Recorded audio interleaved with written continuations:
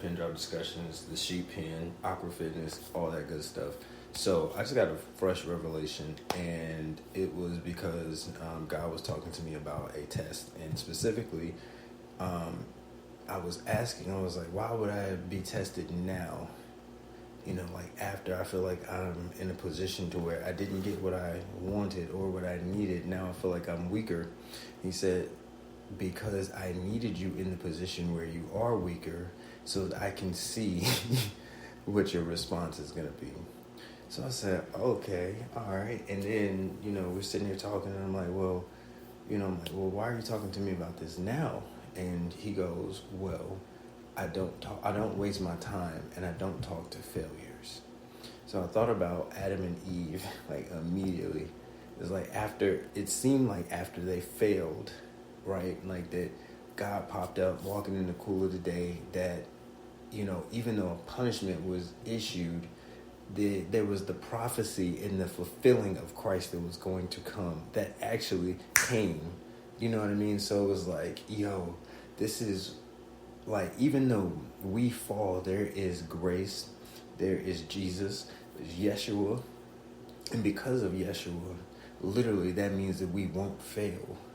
Like that's what I've been singing like that Firm Foundation song, and it's been just getting me through, to be honest, because it was like last week on Thursday, I was like, yo, look, I can't take anymore. I am done. I am finished. I don't care what happens to me. Like, I'm not in a position where I would kill myself or where I would like jump off anything, hurt myself or hurt anybody else. But if something happened to me, just make sure my kids are taken care of, make sure my wife is taken care of, make sure my mom and my family is taken care of, and don't bury me below ground, bury me above ground, because I got a whole thing on that. But I'm just like, I just don't. I don't even need a service for real. I don't need none of that. You know what I'm saying? So it's just like, I started to like think these things out, think these things through. As I'm getting older, I'm just like, yo, like I don't care. Like I just don't care. Like I am not. This is not my home. This is not this does not feel good. I'm not cool with it. So why? I can't take any more. And then Friday I get to work and it's like, boom, something else. And I'm just like, oh, okay. All right, well, I guess I can take it. Because I said, I literally was like out of my mouth. I'm like, I can't take it. And God's like, okay, perfect timing. Let's see. Bam. Let's see if my strength is made perfect in your weakness. Let's see if my word is going to come back void. Because I have to be the one that brings the glory. Right? Like we are the ones that have to bring the glory as believers, as representations that are trying to multiply Christ on this earth, right? By doing the things that he did, by living the way that he did. And I thought, how much glory did Jesus receive on the cross at that time? Like he didn't retaliate. He didn't go back and forth. Like, yo, I said this happened, and then y'all still think otherwise? Like he didn't do all of that. You know what I'm saying? Like when it came time for the judgment and the punishment, all that, he was just like, I've said what I said. That's it. I don't have anything else to say. I'm done talking. And I think that the beauty in that is that for himself there was no glory. But for the Father there was glory. And I just love him for that, man. I'm tearing up right now. I love him for that. Because he didn't have to do it. It's like, yeah, he had to do it because he had to do it. But it's like, you didn't have to. He chose to. He made a decision to for 6 hours. And it's like, yeah, I mean, like, if you think about it, it's like, it's 6 hours. But that, like, pain, like, okay, so I just put up a couple of, myth versus facts on Aqua Fitness on the Instagram page, and it was like pain was one of them. It was like no pain, no gain, and the theory is that it's not. There's a difference between pain and fatigue, and also take it a step further. There's a difference between pain, discomfort, and fatigue. Fatigue is the extreme discomfort. Discomfort is like the middle ground. Like discomfort is when it's like you got to make a decision of which way you're going to go. Is it going to go towards pain or is it going to go towards fatigue? So if you're fatigued, then you keep pushing. But if you're leaning towards injury, then you stop, and you have to know. But the only way you can know is if you've been there before. Like for somebody that's never been injured, they would have no idea. Like Derrick Rose, like when he goes up for a dunk or a layup in the game, it's like he'd be like right there at it, and then everybody's like, oh man, he remembers. And see, that right there is the thing. Remembering is wisdom.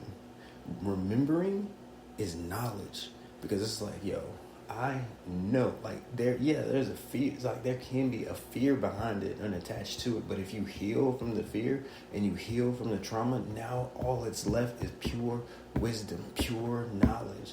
Because it's like, oh, I remember. It's not worth it. Like, it's just not worth it. Like, let me get this quick 2 points. Let me get this. Let me keep drawing this check. Let me keep my hustle up. You know what I'm saying? Let me keep doing my thing. And that is so brilliant. Right? It's brilliant to live for the glory of God. It's brilliant to live remembering, like, you know, that actually hurt last time. And I remember when my shoulder popped. I remember when my ACL tore. I remember when it tore multiple times and I'm laying on the floor screaming.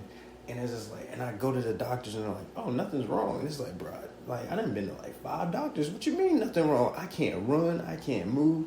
I'm stiff. What do you mean there's nothing wrong? And then I get to one, and he's like, yep, you got multiple tears.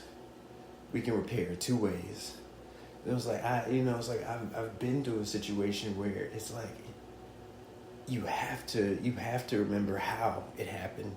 You have to remember why it happened, even if you don't have the full totality of why it happened, because we can't see outside of time, because we'll never get the full answer to why. So it's like, it's really, to me, I'm going to say it's not smart to ask for why. People say do it for the why.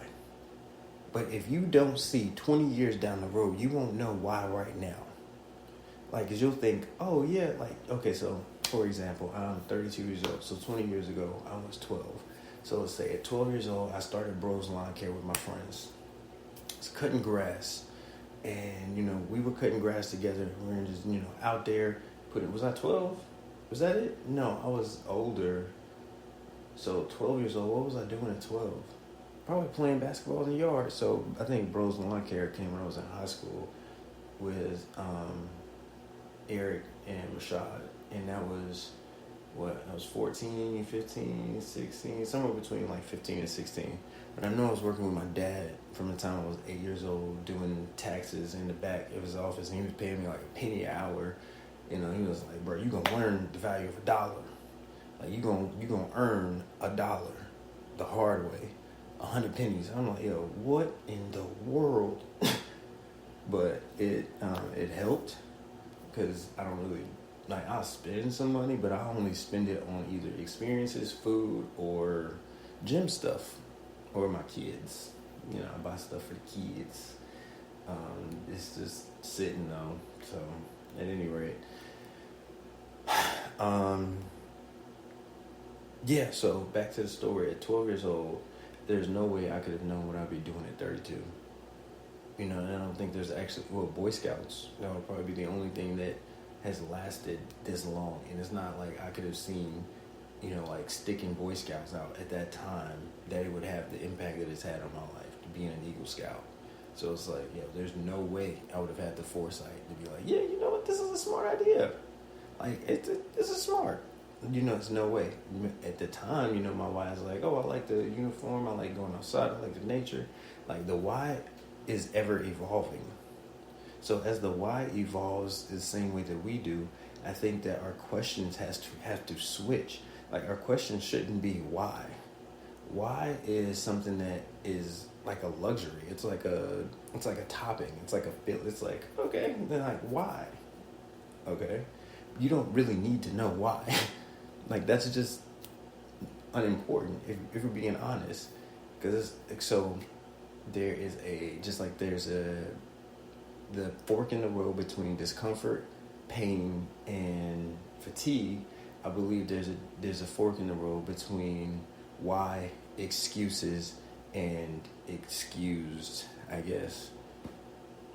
You know, if that makes any sense, because if you get to it, like in psychology, I'm learning that pretty much there in the DSM, there's really so many different categories of, you know, like mental illness and like just psychological things that could go wrong, and all of them seem to have like a baseline, and the baseline is like attention. And if you know, it's like you got to kind of like break it down section by section to see what this person has. And the only way you can do that is over time. So you can't even really, like, I mean, you might be able to give a correct assessment on the first time, you know, if you've got the experience for it. I think like psychiatrists and psychologists that have been doing this for like, you know, I don't know, a year. Like, I think after a year, they probably got it, to be honest. Like, depending on their, like, rotations and what they've been doing and the work that they put in, like, depending on who they are as a person, you know what I'm saying? Because I know there's some people that, like, put their nose to the grindstone and they just, like, go out there and get it. So, like, if it's that type of person, like, yeah, bro, they probably got it after, like, 3 or 4 months, to be honest. Like, I would trust that person. You'd be like, yeah, you know what? This is what's happening. I'm like, okay. And I think, you know, the consistency of showing up, the consistency of just diagnoses, and the consistency of treatment, I believe has, like I said, it has a base. And it's hard to tell just off a first glance. It's hard to tell off a second glance, especially if you don't know what you're looking at. And I think sometimes even in the spirit realm, like, because we don't have access to everything. We're not God. We're not Jesus. We don't know. So if we start sitting in that seat of judgment, and we start sitting on that throne of judgment, we very well put ourselves in danger of becoming hypocritical. Because if we're sowing judgment, guess what we're going to reap? We're going to reap a situation to where now we're getting judged. But you know what? For me, I'm not judging nobody because it's not my seat. I'm not sitting there. I'm cool. I'm all right. Like, as far as I'm concerned, do what you want. Do whatever you want. That is not for me to decide what you should and should not do. Now, there is a metric and a standard based on which I am trying my best to live my life that I would love to see everybody that loves the Lord do the same. However, free will is free will. So if God didn't make you do it, I'm not about to make you do it. I'm not about to sit here and try to tell you, yo, you need to No, thank you.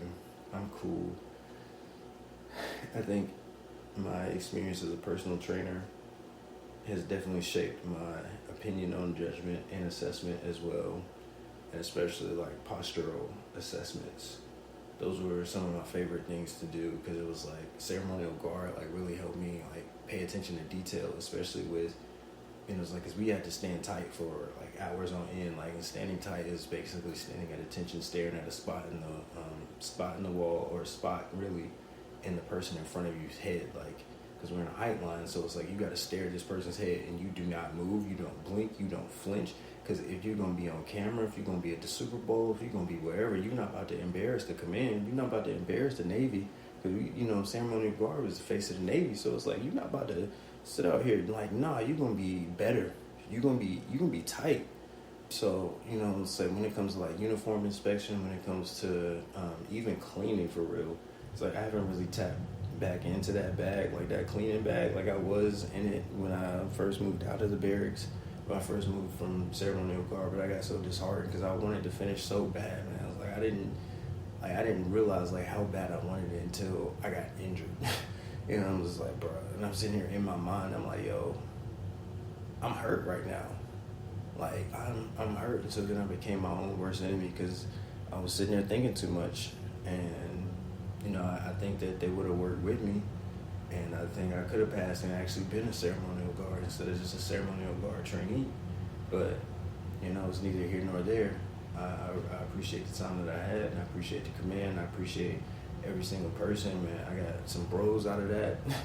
And, yeah, it was a good time. So, like I said, it helped me with personal training and postural assessments because it was like I'm able to look and see and just be like, oh, that's off. Like, that's just off. Like, that's just off.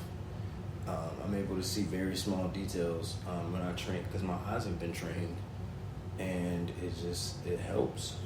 It's like each step and each stage in my life has been so helpful that it's just like, there's no way I would have known why 5 years ago. There's no way I would have known why 4 years ago. There's no way I would have known why yesterday. So I can't answer why for today. I can tell you for right now, for this moment, but as the evolution occurs, and as we like to say, and as we evolve, it's on to the next training exercise, because that's what it is in the military. Evolution is just a training exercise. It's like you're on to the next step. So I hope that makes some sense, and I really do appreciate my Lord and my Savior, Jesus Christ, for dying on the cross for me, for living just all throughout human history, for just everything that is. I know some stuff is jacked up in the world today, but the fact that he's still speaking, and he does not speak to failure, because his word doesn't return void. So if you're hearing the voice of God, that means that there is something that is going to come out, and it is not going to be void. If you were hearing the voice of the Lord, that means that it is going to succeed, because he does not waste his breath. So that's it. Peace.